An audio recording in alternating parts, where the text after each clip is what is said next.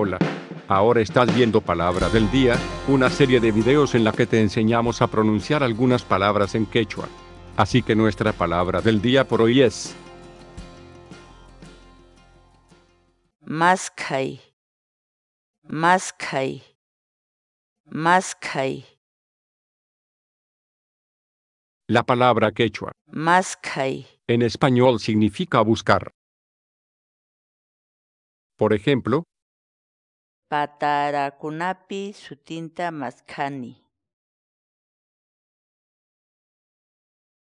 Este video ha sido revisado y aprobado para su publicación por la Academia Mayor de la Lengua Quechua, Cusco.